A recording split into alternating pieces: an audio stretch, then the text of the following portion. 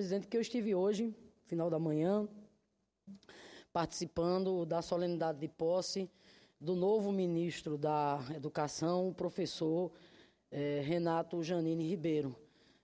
Solenidade essa, senador Assi, muito concorrida, presença lá de governadores, a presença de prefeitos, a presença dos reitores, a presença, enfim, de representantes das entidades mais representativas da luta em defesa da educação no nosso país, como a Undime, como a UNE, a UBS, como a Campanha Nacional pelo Direito à Educação, ou seja, né, a solenidade, né, que foi muito prestigiada, reflete exatamente, senador Assi, o acolhimento que teve o nome do professor Renato Janine por parte da sociedade brasileira, né, como novo ministro da Educação. Por isso que aqui, mais uma vez, quero dizer do quanto a presidenta Dilma foi feliz, né, em convidar o professor Janine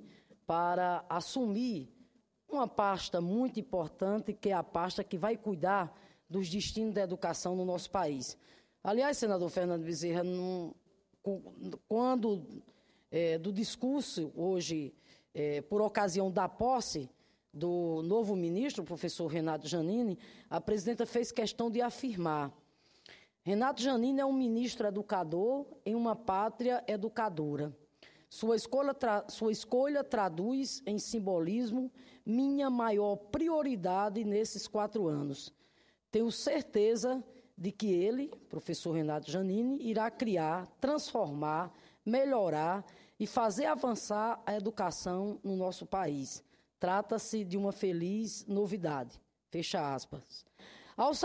Ao saudar também o novo ministro, a presidenta fez questão de deixar claro aquilo que a gente já sabia, que os ajustes fiscais necessários, né, do ponto de vista, né, do equilíbrio da economia em nosso país, pois bem, esses ajustes não afetarão de maneira nenhuma os programas essenciais e estruturantes na área da educação. Ela fez questão de deixar isso muito claro, o que, sem dúvida nenhuma, é uma notícia, né, muito importante, muito tranquilizadora e de caráter estratégico para o nosso país. Porque quando ela diz que os ajustes fiscais em curso, do ponto de vista do campo da economia no nosso país, não afetarão os programas essenciais e os programas estruturantes, ela está se referindo exatamente a quê?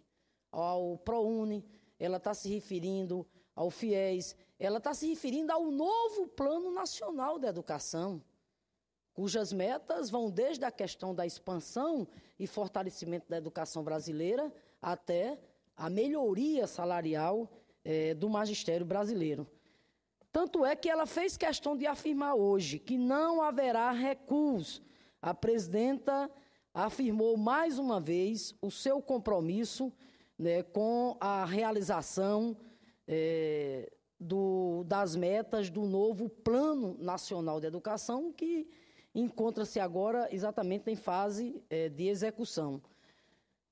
Portanto, senhor presidente, eu quero aqui também destacar que a implantação das metas do Plano Nacional de Educação será um dos principais desafios a ser enfrentados pelo novo ministro Renato Janine.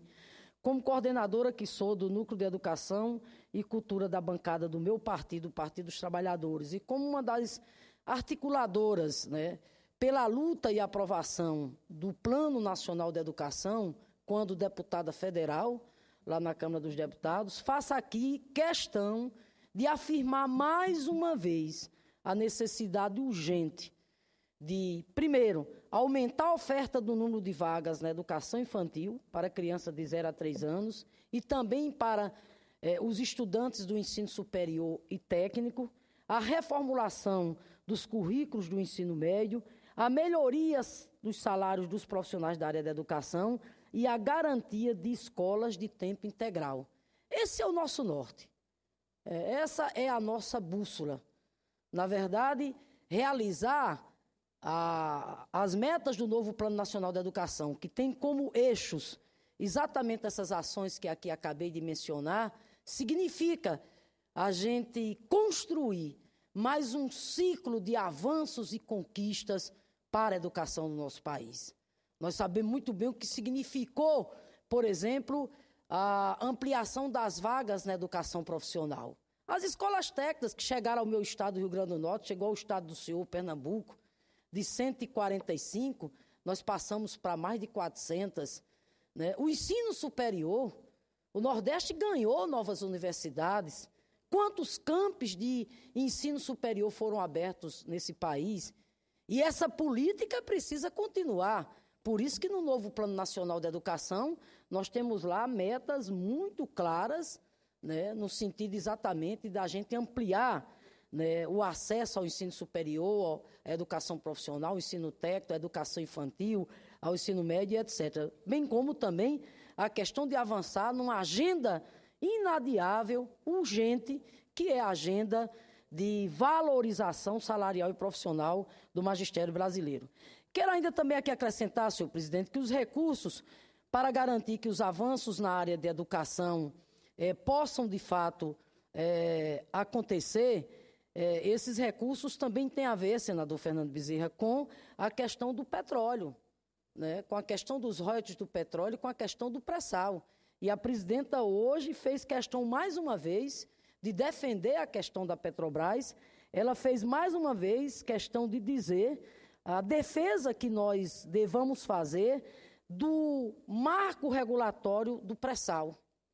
Infelizmente, marco regulatório esse que hoje está ameaçado, quando tanto na Câmara como aqui no Senado existem já iniciativas legislativas em curso para alterar o modelo de partilha, para alterar o chamado marco regulatório do pré-sal. E o que isso tem a ver com a educação? Tem a ver com a educação, senador Assis, porque, de acordo com as legislações já aprovadas, 75% dos recursos do petróleo vão para a educação. 50% do fundo social do pré-sal vão exatamente para a educação. Daí, né, nós do Partido dos Trabalhadores, né, sermos intransigentes na defesa do atual marco regulatório da questão do pré-sal, marco esse que dá, portanto, exclusividade à Petrobras, né, quando da exploração exatamente do pré-sal, porque isso significará exatamente o quê? Mais recursos para o país e mais recursos que estão sendo destinados para uma causa tão nobre, que é exatamente a causa da educação. Quero também aqui, enfim, senhor presidente, dizer que faço minha as palavras da presidenta Dilma, que destacou em seu discurso que, abre aspas, os recursos dos royalties do pré-sal vão viabilizar uma verdadeira revolução na educação brasileira, que se realizará nas próximas décadas, mas que vai começar progressivamente a partir de agora. Ao novo ministro, senhor presidente, a presidenta Dilma hoje o convocou, dando a tarefa de promover a revolução final na educação, a fim de nos tornarmos finalmente uma nação desenvolvida. E a presidenta destacou os 4 eixos que deverão exatamente nortear a ação do novo ministro da Educação, professor Renato Giannini, à frente da pasta da educação. Que eixos são esses? Primeiro, a construção de um federalismo cooperativo no ensino básico com União, estados e municípios, dividindo responsabilidades na área da educação.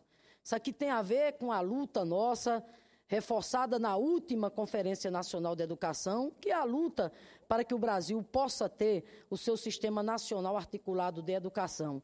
Eu tenho destacado, eu tenho reforçado muito essa questão do Pacto Federativo, por entendermos que é necessário a gente ter o Pacto Federativo no geral, que vem na direção exatamente de distribuir de forma equitativa, justa, os recursos entre União, Estados e municípios, e no campo da educação. É fundamental, inclusive, que a União, que o governo federal amplie os recursos para a área de educação junto aos estados e municípios, para que os estados e municípios tenham, inclusive, condições, né, de cumprir com a Lei 11.738, que é a lei do chamado piso salarial nacional do magistério. para que os estados e municípios tenham, inclusive, condições de cumprir, no momento adequado, com o novo piso salarial encartado no novo Plano Nacional de Educação. Me refiro à meta 17, que trata, no prazo de 6 anos, equiparar o valor médio do salário do professor ao salário dos demais profissionais com formação equivalente. O outro eixo ainda que ela destacou, senhor presidente, foi o eixo exatamente da mudança curricular e pedagógica no ensino médio. E aí, naturalmente, passa pela questão da reformulação curricular do ensino médio, uma demanda também urgente da sociedade, porque é preciso atrair os nossos jovens para o ensino médio ofertado pelas redes estaduais de ensino por esse país afora, e para trazer esses jovens para o chamado ensino médio, é fundamental, é essencial fazermos uma grande reformulação do ponto de vista curricular, debate esse já em curso, tanto no Congresso Nacional, como no âmbito também do Conselho Nacional de Educação.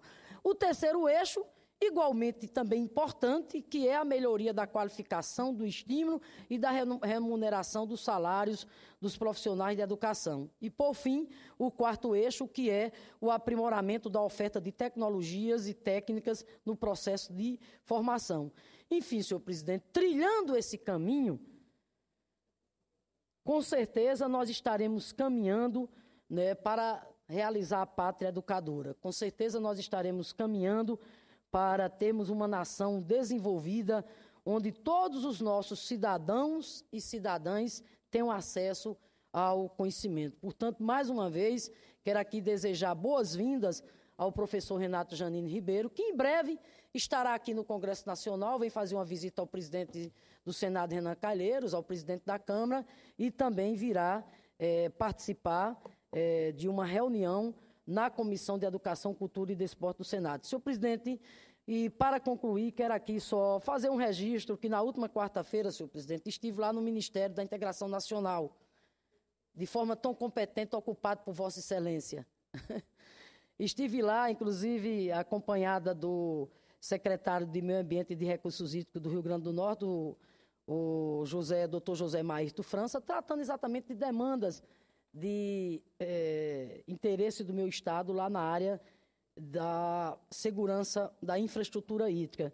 Na sexta-feira, quero dizer que o ministro entrou em contato conosco, já nos dando retorno da audiência. Primeiro retorno do ministro, senhor presidente, foi a confirmação da liberação de 6 milhões para a continuidade da construção da barragem de Oiticica no Siridó. Obra essa que o senhor conhece muito bem.